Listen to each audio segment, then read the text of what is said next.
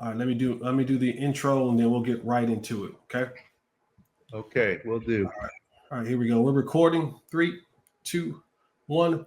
What's going on, man? It's your boy Jay Holley, and we are back with another episode in Bleav in Cowboys. Remember, you can always find me wherever you get your podcast from, Apple or Spotify. Make sure you like and subscribe on YouTube. Hit the notification button. And always, like I tell you, man, put me in the group chat. I want to be in all the family group chats. I want to be in the girl chat, the boys chat. I want to make sure that you don't miss an opportunity to hear this great stuff. And guess what? Tonight, chat, we got company. We got some company. But before we get to the company, let me pay some bills first. BetOnline, the world's most trusted betting platform and your number one source of online betting. From the easiest odds to in-game live betting, BetOnline provides you with all the action and the ability to watch the game as they happen. With the largest selection of odds on everything from football, NBA, college basketball, NHL to UFC and MMA, head to BetOnline to get in on the action with America's most trusted site for online wagering. BetOnline, the game starts here. As the Cowboys get ready to take on the Philadelphia Eagles this Sunday at AT&T Stadium, they will do it without QB1. Dak Prescott went out of the game last week with a hamstring injury. Still waiting to hear whether Dak Prescott will go on IR. He's looking for a second and third and maybe fourth opinion to try to find his way back on the football field to help his troops. And boy, do I have a special guest tonight. I got Dr. David Chao, the orthopedic surgeon. He works for the Bleav Network as a Bleav surgery sports injury analysis. He has over 17 years of NFL of experience. He worked with MLB, NHL, and various other sports. He hosts a Sports Injury Central podcast on Bleav, where he provides expert insights on players' injuries. Dr. Chao, thank you so much for joining us.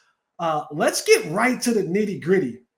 Dak Prescott, hamstring injury. Reports are saying that he has a slight tear off the bone. Now, I'm no medical expert. I did stay at a Holiday Inn, but this is your level of expertise. So can you please enlighten me and others about what this injury is, and most importantly, how the recovery will take place and how long will the recovery take place for Dak Prescott? Well, Jesse, you got to get it right. You have to stay in at a Holiday Inn Express, not just that's it, a Holiday Inn Express. My apologies. Otherwise, you don't get your credentials. Okay. I'll stick to the football stuff. I'll stick to that stuff. You stick to the football stuff. I'll try and stick to the medical stuff, although I sometimes stray to football. And here I'm going to stray a little bit to football already. First of all, I apologize. The Thursday night game's on in the background there. I'm sort of monitoring, watching. The Bengals are moving the ball.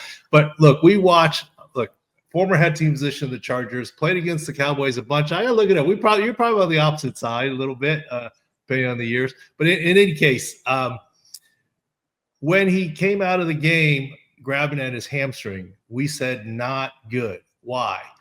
Hamstring injuries typically happen when you're running and moving. This was throwing the football. So it already told you it was a little bit different of a hamstring injury. And here's the thing. You need a base to throw. It's not like, Dak can just play from the pocket. You need a base to throw, drive the ball downfield or to the sideline. Yeah, you can do the dump offs, but you still got to be mobile. And that's the issue. That's the first issue.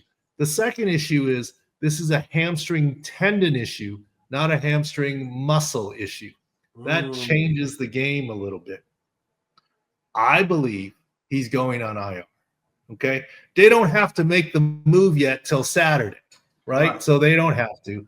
And not only do I think he's going on IR, it won't be 4 games. Look, if he's your guy and your quarterback, let's look at Micah Parsons. Okay.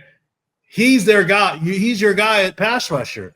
I think he will have missed 4 games. Why didn't they put him on IR? Because if he could come back 1 game earlier, it's worth it to carry him. Right? Same with Dak. If he can come back 1 game earlier, it's worth it to carry him. You got practice squad call-ups and the whole thing. But I think he's going to be minimum of 6 weeks. And I also think that because it's a tendon avulsion, and avulsion means pulled off the bone by the knee. They're saying partial avulsion. No such thing. There's 3 main hamstring tendons on the medial side without getting technical. One of them is avulsed. I believe it's the semitendinosus. Look, I don't have an MRI. The Dan Cooper, the Dallas medical staff, the athletic trainers are excellent. They're great. Know them very well. I'm not trying to second guess them. I'm not even calling them. They would hang up on me if they said, give me some insider info. Can't do it. Insider knowledge, though, this is a semitendinosus avulsion injury of the tendon, and he may indeed need surgery to resect it. Now that I've given you guys all the really, really, really, really bad news, the good news is even if he has surgery, his season is not necessarily done. 6 weeks is a reasonable recovery timeline. Now, the question is, will the Cowboys be done in 6 weeks? Yeah. Cooper Rush did very well last time, right? If the Cowboys are alive, I Bleav Dak can come back in about 6 weeks. That puts you at week, 16, 17? So they just got to stay alive. So even with this type of tendon resection surgery, it's not the end of the season per se. Is there after the healing is over, right? And whether it's surgery or non-surgery, but once he gets back to a place of being able to play, are there any future restrictions that he may have, whether that be running or throwing or what is base, or is this one of those things where once it heals, and you get back to your regular functioning, systematic ways, or does it have a long-term effect on a guy? I think after he gets back, there's less worry of long-term residual than there was from his ankle fracture dislocation, right? And he's done well from his ankle fracture dislocation, the occasional boot, this, that, the other. Less of a chance of a problem than from that ankle fracture dislocation. And every time I talk about Dak, I have to point out, I don't personally know Dak, but I can't imagine a tougher guy than Dak. Go back, Jesse, you've probably seen it. Look at the video when he dislocated his ankle fracture dislocation a few years back. Mm-hmm. His foot was pointing west and his kneecap was pointing north, right? And what did he do? He didn't call for help. He picked up his leg and slammed his ankle on the ground to try and straighten it. It straightened a little bit, didn't go back out, and then he calmly turned to Jim Maurer and Britt on the sidelines. Oh, yeah, you got to come get me, right? That Dak is a beast. If he could play through, he would. No, I absolutely 100% Bleav you. And in covering this team and being around this team, you see that toughness from him. That's why I was a little bit crazy when you heard some other folks in the national media try to say that he quit on his football team. That to us who cover him and know him more intimately know that's the furthest thing from the truth when it comes to Dak Prescott and any injury that he may have. Oh, I would co-sign on that, especially now on video. You'd say, okay, what kind of hamstring? We don't know. But now the reports of hamstring tendon involsion, that's the real deal. And look at what Dak said. He didn't say, look, I don't know his exact history. I'm sure he's had a hamstring before. Most guys have. He said, what? It was a sensation I've never felt before. It was different. He didn't say it was killing me. I can't do anything. He said, ooh, this is different. There's something different about it. And it was different. It's a tendon pulled off the bone. It's not a regular hamstring strain. So I'd have to back him up on that. And I've never met the guy. And so it's not like I'm taking sides with him or anything. Now, Dr. Chao, man, I appreciate you for your time, man. And thank you so much for jumping on and giving us this Prescott update and the medical terminology for it. So right now you're thinking about a 6-week probably rehab and, a healing process, and that there's still hope. If the season is worth it, that there's still hope that Dak Prescott could come back and play this football season. Yep. Thank you, Jesse. Appreciate you. Thank you. Incredible insight that we got right there from Dr. Chao. Thank you, Dr. Chao, again for joining us. And it's always good when you can go and get medical professionals who know what they're talking about. But now that we know what Dak's situation is and what the future looks like, let's get to the current situation. The Cowboys still have a game this Sunday, and it will be against the Philadelphia Eagles at 3:30 AT&T Stadium. And this is one of those games, man, where, boy, you look at it and you go, you heard Doc talk about Cooper Rush and what he did prior to, before when Dak Prescott was injured. He was able to come in and secure some victories. He's 5-1 all time when he has to come in and play for Dak Prescott. Now, the only thing that I have I would caution with is that ain't this. Those teams that Cooper Rush had come in before and was able to captain the ship before without Dak Prescott, those teams looked very, very different than what this current team looks like right now. This current team, when you think about it, the offensive line is probably the worst it's been in 10 years. Excuse me. The defensive line is probably worse than it's been in 10 years. You don't have a second receiver opposite of CeeDee Lamb. Your running game is probably the worst it's been in probably 10 years. But there's a lot of things left for desire, both offensively and defensively. And when Cooper Rush took over the team last time, you're talking about you had both sides of the ball was floating around top 10 area in production. The offense was a top 10 offense. You had good Zeke and Tony Pollard was back there. Your offensive line was considered to be one of the best. You had two future Hall of Famers in Zach Martin and Tyron Smith, who was anchoring that offensive line.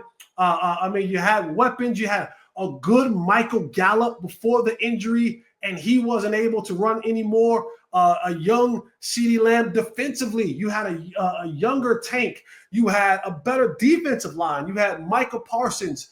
You had better safety play. I mean, you had things at that time. Trayvon Diggs was intercepting the football, returning it back for touchdowns before his ACL injury. So there's a lot of things that was completely different on those teams than you see currently on this team. And when you look at what Philadelphia poses to you offensively, they're playing some good football.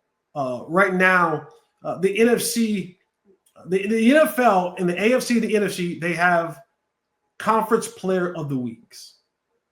And there have been 9 NFC conference players of the week. And in that time of the 9 weeks, 3 of those weeks, the player of the week has been occupied by Saquon Barkley. Week 1, week 7, and just last week in week 9, Saquon Barkley was named NFC player of the week. And this is the guy that the Cowboys have to try to find a way to stop. I wish I had the answer for you. I told you guys a couple of weeks ago. Even I know people are going to say, load the box, load the box, load the box. Even with the Cowboys, who at right now is the third highest defense of loading the box, meaning having more guys in the defensive box than the offensive line can block. The Cowboys, with the loaded box, the opposing team's running game was still winning and having run plays, which they deem, a run play which they deem successful has to be over 4 yards. The Cowboys were giving up successful run plays at a 52% rate with a loaded box. And you can go back to even when Micah Parsons was playing. You can go back to when they had Tank Lawrence. You can go back to all that a couple of weeks ago. Any good running back or premium running back, your Alvin Kamara's, your King Henry's, your Jahmyr Gibbs and David Montgomery's, all of those backs who are what we consider the good or the premier backs in this league had success, had over 125 rushing yards. And when you look at what Saquon's been doing in the league, his numbers have been outstanding. And I'm looking at ways, and the Cowboys are supposed to be getting Micah Parsons back this week from his ankle injury, but I don't know the type of shape that Micah Parsons will be in. Like, Micah can't go, if there's 65 snaps, Micah will probably play half of them. He can't go out there with his conditioning and play 60 snaps after being out 4.5 weeks. I think this is going to be one of those games where you hope and pray that Nick Sirianni is uber aggressive and he costs his team, where there may be some turnovers that happen, even though in the last 6 games, Jalen Hurts has been ultra protective of the football. He's had 7 touchdowns and 0 interceptions in the last 6 games. So he's kind of drawn back from that opportunity that he was giving the ball up early in that year. This is just one of those games, man, where I normally would say, hey, division game, Cowboys, Eagles, Cowboys, throw records out the windows, throw all it out the window. This is a rivalry game. None of that matters, but the Cowboys are just so down bad right now. And what they're doing, the Eagles are doing offensively, Kellen Moore, as the young people say, Kellen Moore is acting totally different. He has never been this aggressive in the motion department. Trust me, I've covered Kellen Moore for many years when he was here as the Cowboys quarterback coach and then the Cowboys offensive coordinator. He has never been this aggressive in motion, pre-snap, at snap. He's motioning the cross. He's orbit motioning. He's exit motioning. He's doing a bunch of different motions right now. He's doing it at his team's motion rate is 18th in the National Football League. They used to be towards the end of the National Football League under Kellen Moore and before Kellen Moore got there. And so now seeing him do this motion and knowing that the Cowboys defensively have these issues, it is a head scratcher. It really is. And then the thing that I also think about the most is when you look at Nick Sirianni, right? Nick Sirianni is not a guy that comes off as being kind and compassionate. Most people look at Nick Sirianni and say, man, this dude's an a-hole. This dude's just one of those guys who's just, a brick with the P in the front of it, right? Like that's what people would say about Nick Sirianni. Even his own fans has said things about Nick Sirianni and the way that he acts. And it reminds me of Dan Campbell and the Detroit Lions. Dan Campbell, Ben Johnson, Aaron Glenn, when they came in here with one purpose and one purpose only. To not only beat the Cowboys, but to embarrass them. They wanted to leave no doubt that they were the better football team, and they wanted to do it in embarrassing fashion. I think the same can be said for Sirianni and Kellen Moore. Because remember, Kellen Moore, he was here, and while I respect Michael from Pittsburgh saying, hey, if I want to call my own plays, I'm a seasoned play caller. I don't need this kid in here anymore. And they showed the door to Kellen Moore. He went to the Chargers. That didn't work out well for him. And so now, full circle, he gets a chance to come back and play the team that basically sent him packing. You don't think Kellen Moore wants a little get back? You don't think Kellen Moore wants to get his lick back? You'd be sadly mistaken. And I think this Philadelphia team, I think the current state of the Cowboys, you don't have your starting quarterback. Your running game is highly in question, even though I think Rico got a really good quality game out of him a week ago. Your offensive line is in disarray. Zach Martin, for the second straight day, did not practice with a shoulder injury. They're taking turns. First, his Terrence Steele doesn't play well. Then it's Tyler Smith. Then it's Tyler Guyton. You don't know what guy's going to show up for these games. It's tough. It's tough to see just man for man how the Cowboys will go out there and win this game. And I truly do believe and think that Kellen Moore wants to get his lick back. And to see Jerry on that big screen with that smug look, the way he had it against Detroit, I just think that's what Philadelphia wants. They want to be able to embarrass the Cowboys on TV at their home. The Cowboys have not got a victory at home this year. And even defensively for the Eagles, since the bye, the Eagles, their defense, I believe, is number one in turnovers. Their defense is number one in sacks and tackles for losses. And so both sides of the ball for the Eagles have been progressing and playing well. And I just can't say that for the Cowboys. And I wish I could. I wish that I had all of these positive points to pull out the air to give you about the Cowboys and how they would be able to go out there and win this game. I just don't have that.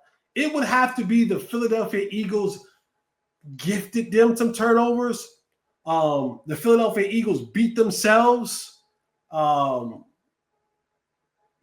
know, I'm not wishing injury on anybody or anything like that, but it would have to take some really, really, really traumatic thing to happen on the Eagles side of the ball for me to feel like they have a chance to lose this game. The one thing that we kept hanging our hat on for the Cowboys week in and week out was Dak Prescott. And we kept saying, Dak has to be Superman. Dak has to be Superman. Dak has to be Superman. And now you really have Robin. You have the backup. You have the sidekick. You don't have Superman. You have a helper. I just, you know, I want nothing but the best for Cooper Rush. You know, I want to see him be successful. But this is also a guy who hasn't had any meaningful snaps, not even in preseason. Remember, the Cowboys gave all their meaningful preseason snaps to Trey Lance. They wanted to see what they had with Trey Lance. So he got the bulk of the preseason snaps. So outside of what they had in practice, Cooper Rush hadn't seen any snaps for a very, very, very long time. Came in last week and did an admirable job in that place. But this team is they're up against it. They're up against it. CeeDee Lamb, he says he feels better, but we'll see about the range of motion that he may have in this game. The other guys that have to play with him haven't really showed up. Jalen Tolbert, Jalen Brooks, any of those guys. Brandon Cooks, his window hasn't opened up for him to return. So it's going to be Cooper Rush trying to get the ball to CeeDee Lamb, maybe a little bit of Jake Ferguson. But what Michael Parsons coming back into this, they're going to have some miracle working in their favor. They really, really are. I just don't see a way or a path for the Cowboys to win this football game. But I've been wrong before, and football is a very, very, very strange lady. But my score for this game is Eagles 40, Cowboys 17. I'm sorry. I watch the film and I look at this film and I just go, I don't see a pathway by the way these two teams are currently playing. So Eagles 40, Cowboys 17. Thank you again for Dr. Chao for joining us, giving us an update on Dak Prescott and his injury from the medical side, from someone who understands and knows all of the terms and has seen it all and done it all. Thank you guys again for tuning in. Remember, hit the like button, subscribe, leave a comment. Apple, Spotify is where you can find it if you just want to do it on the podcast form. Head over to Bleav Network, Bleav in Cowboys. Your boy Jesse Holley, put me in the group chat. Make me a part of this thing, man. That's all I got for you guys. Till next time, remember, eliminate the contingencies. I'm out.